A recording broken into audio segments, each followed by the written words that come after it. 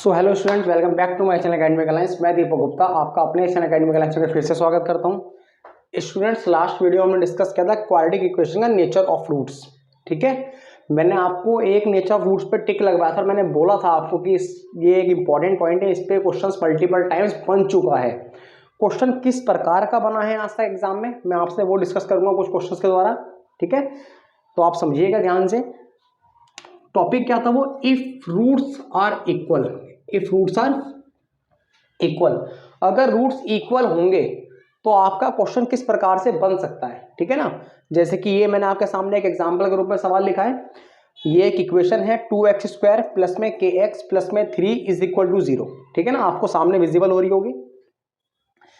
आपको क्वेश्चन में करना क्या है, मैं आपको बताऊं क्वेश्चन की डिमांड क्या है। क्वेश्चन में ये लिखा है कि अगर इस इक्वेशन के रूट्स इक्वल हैं, रूट्स क्या है, इक्वल, तो आपको के की वैल्यू फाइंड आउट करनी है। किसकी, के की, यानी कि यहां पर जो एक नंबर है या के, जो एक अल्फाबेट लिखा हुआ है के, आपको इसकी वैल्यू फाइंड आउट करनी है। ठीक है, तो देखिए करना कैसे, बहुत छोटा सा टॉपिक है, आपके एग्जाम में 1-2 मार्क्स तक कई बार देखा गया है ये। ठीक है ना, 4 मार्क्स तक का भी आता है क्वेश्चन, थोड़ा लेंथी हो, थोड़ा बड़ा सा हो, अदरवाइज बहुत ईजी टॉपिक है। ठीक है ना, चलिए स्टार्ट करते हैं क्वेश्चन। ये आपके सामने इक्वेशन है 2x² प्लस में kx प्लस में 3। आपसे बोला गया है कि इक्वल रूट्स हैं इसके, तब आप k का मान बताइए। ठीक है ना, आपने पिछली वीडियो देखी होगी, नहीं देखी तो आप जाके प्लीज पहले पिछली वीडियो को देखिए, उसके बाद आपको थोड़ा सा ये और क्लियर हो जाएगा। ठीक है, क्या लिखा है, 2x² प्लस में kx प्लस में 3 इज इक्वल टू 0, यानी कि k की वैल्यू निकालनी है जब क्या हो, रूट्स इक्वल हो। हमने बात की थी लास्ट वीडियो में, रूट्स इक्वल कब होते हैं, सिर्फ और सिर्फ एक कंडीशन पे, अगर d यानी कि डिस्क्रिमिनेंट का मान 0 आ जाए तो उसी कंडीशन पे क्या होता है बेटा, आपके जो रूट्स होते हैं वो इक्वल होते हैं। क्या होते हैं, इक्वल। ठीक है ना, अब क्वेश्चन ने क्या बोला कि रूट्स इक्वल हैं, तो आप k का मान निकालिए। अगर क्वेश्चन ने रूट्स इक्वल बोल दिए तो क्वेश्चन ने हमारे को इनडायरेक्टली ये बोल दिया कि d बराबर क्या है, 0। रूट्स अगर इक्वल हैं तो d बराबर क्या है, 0। ठीक, और आप जानते हैं इस d को सॉल्यूशन करने का फॉर्मूला था एक b² minus 4ac is equal to 0।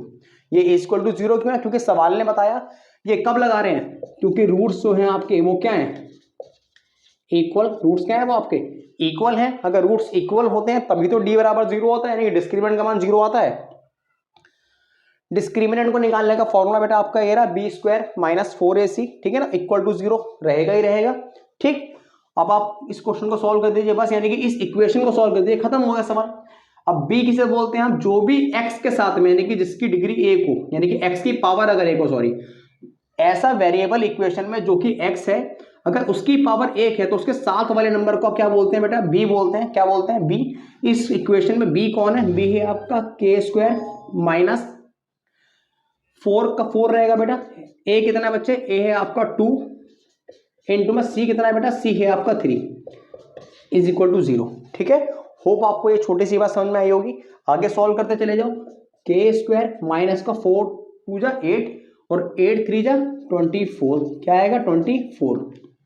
ठीक है बेटा, अब क्या होगा, k² के 24 पॉजिटिव है, उधर जाके सॉरी नेगेटिव है, उधर जाके क्या हो जाएगा, पॉजिटिव हो जाएगा। और 0 में अगर हम 24 को ऐड ऑन करेंगे भी तो को 24 का 24 ही रहेगा।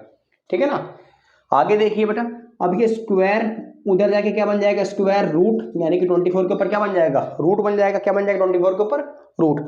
आप सभी जानते हैं, मैं भी जानता हूं 24 का परफेक्ट स्क्वायर नहीं होता, बट मैं 24 को ऐसे लिख सकता हूं क्या,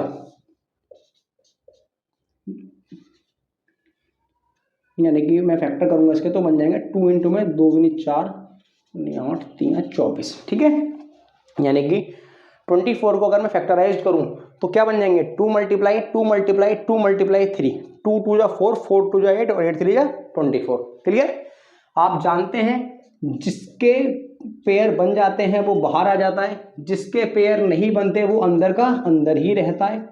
ठीक है, तो k का मान आपका क्या आ जाएगा, 2√6। क्या आएगा k का मान, 2√6। होप आपको ये समझ में आया होगा। ठीक है ना, बहुत सिंपल सा कॉन्सेप्ट था, मैंने आपको सॉल्यूशन करके दिखा दिया। ठीक, आपको नहीं समझ में आया तो मैं एक बार फिर से रिकॉल कर देता हूं छोटा सा। रूट्स इक्वल जब होंगे जब d का मान क्या होगा बेटा, 0 के बराबर। अगर d का मान 0 के बराबर है तो ये वाली इक्वेशन हमारी सेटिस्फेक्शन में आएगी।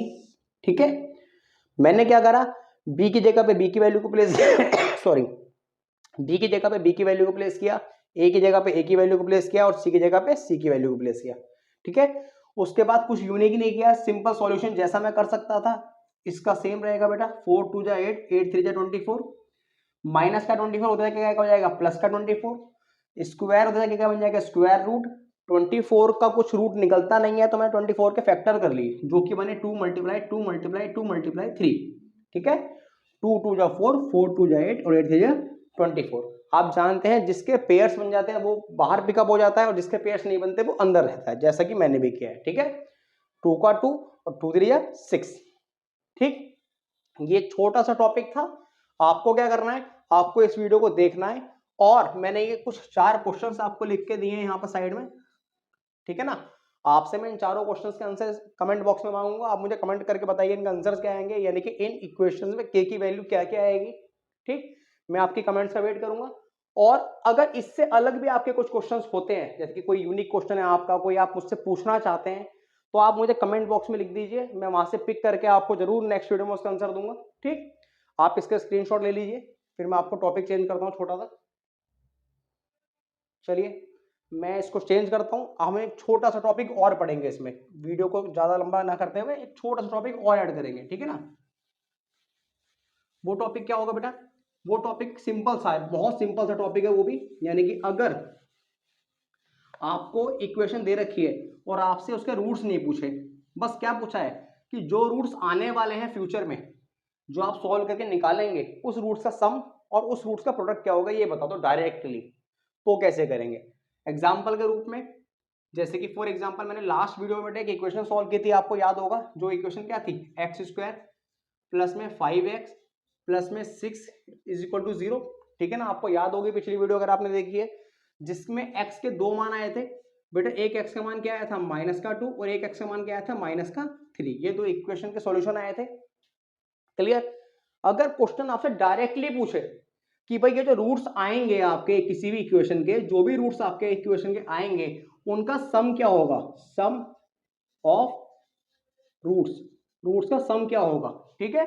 और आपका प्रोडक्ट, प्रोडक्ट माने क्या होता है गुणनफल, प्रोडक्ट ऑफ रूट्स, उनका प्रोडक्ट क्या होगा।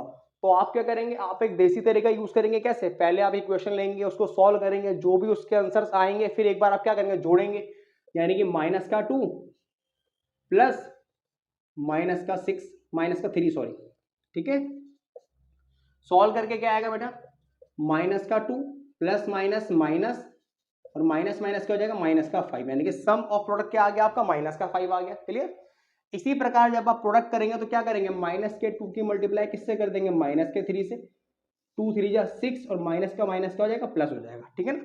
आप इस वे में सॉल्व करेंगे, ठीक। लेकिन इसका एक छोटा सा टॉपिक होता है, छोटे से फॉर्मूले बोलते हैं, दो छोटे छोटे फॉर्मूले हैं इसके, यानी कि आप सम ऑफ रूट्स को डायरेक्ट भी निकाल सकते हो, किस प्रकार से, माइनस का बी अपॉन में ए, और प्रोडक्ट ऑफ रूट्स को आप डायरेक्ट भी निकाल सकते हो, कैसे बेटा, सी अपॉन में ए, ठीक है, सॉरी, माइनस का बी अपॉन में ए और सी अपॉन में, बी कितना बेटा इस इक्वेशन में आपका ये रहा बी, यानी कि माइनस का 5 अपॉन में ए कितना है बेटा 1, जब मैं इसे सॉल्व करूंगा तो माइनस के 5 का माइनस का 5 ही रहेगा, क्लियर।